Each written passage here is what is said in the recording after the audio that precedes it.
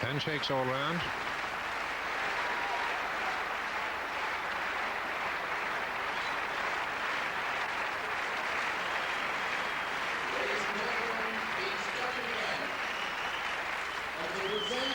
The trophy to the winner of the 1985 and now the 1986 Benson and Hedges Irish Masters, the managing director of Benson and Hedges, Mr. Bert Corr.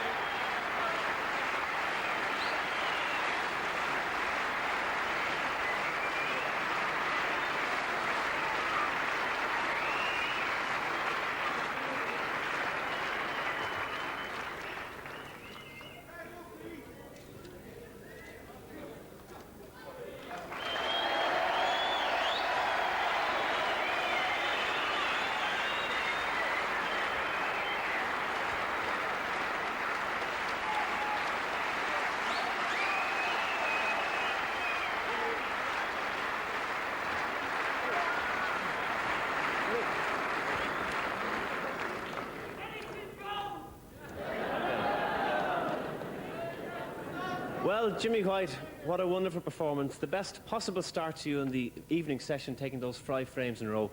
What was in your mind at that time?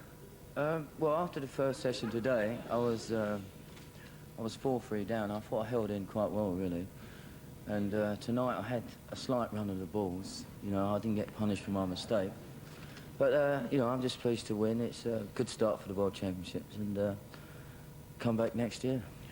We all echo that.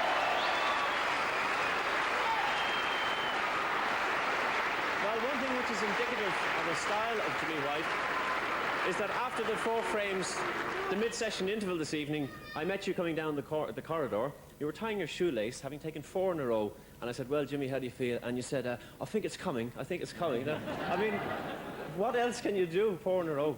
But frame number 13, very important, obviously, and Willie getting in there. You know, like players like Willie, if he gets like 2 or 3 games, or even 2 games, gets into his stride, he could easily have won from 8-5 behind or 8-4, you know. So I was always under pressure. Well, indeed, let's talk to Willie Thorne. Willie, a tremendous performance here. This is your very first visit ever.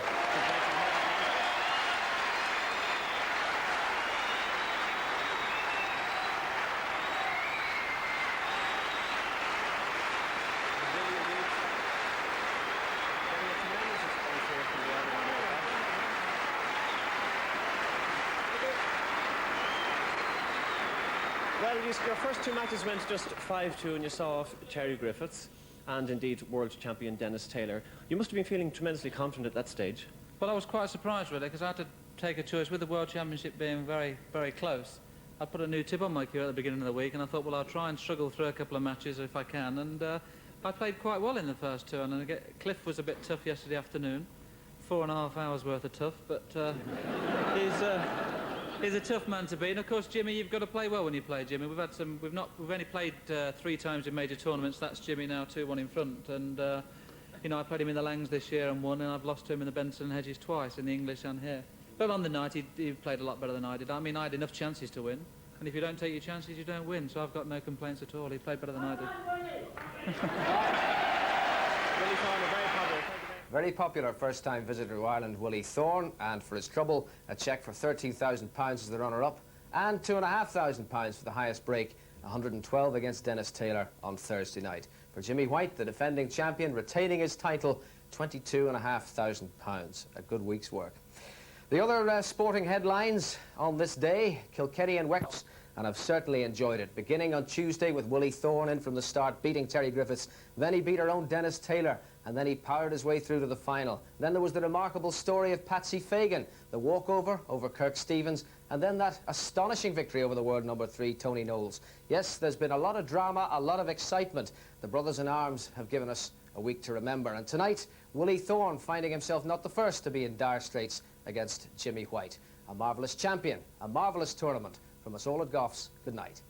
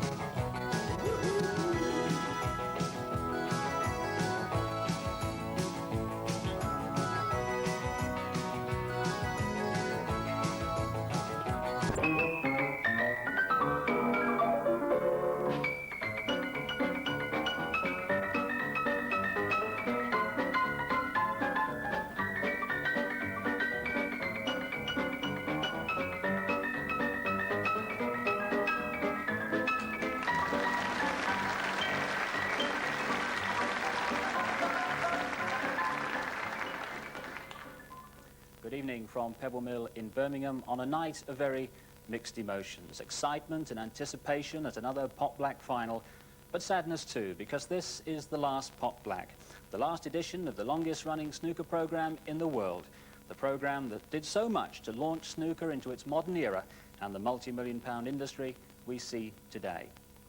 Well, this is the 18th series of Pot Black, and these are the 9 faces who, through the years, have become Pot Black champions. It all began in 1969 with Ray Reardon. There was John Spencer, the 3-times champion. Eddie Charlton, again 3-times champion. Graham Miles won it twice. In 1977, it was the South African Perry Mons. Doug Mountjoy, again twice a winner. Cliff Thorburn, the winner of 1981.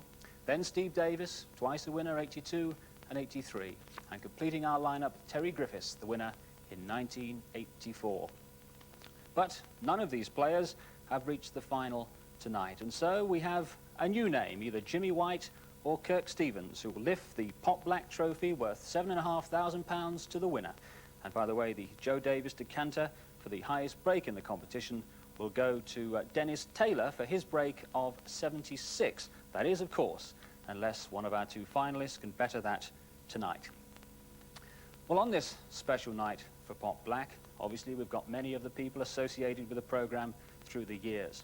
And the trophy will be presented by the gentleman who first thought what a good idea it would be to have a snooker tournament on television. It turned out to be Pot Black. Would you welcome the programme's first producer, Mr. Phil Lewis.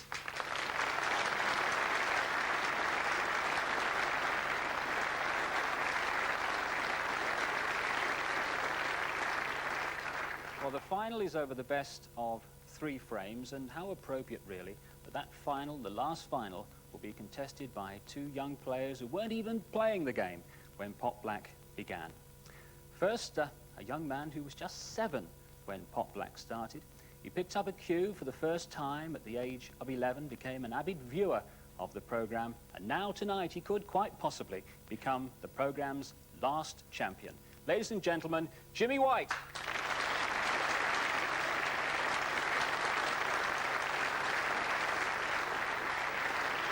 And his opponent, the young Canadian who's had so many magnificent matches against Jimmy over the years, Kirk Stevens.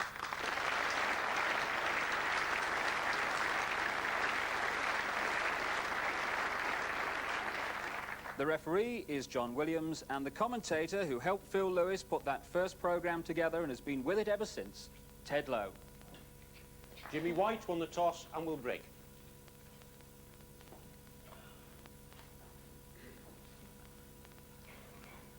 And so the final Pot Black trophy will go either to London in the shape of Jimmy White breaking off, or it'll go to Canada in the hands of Kirk Stevens.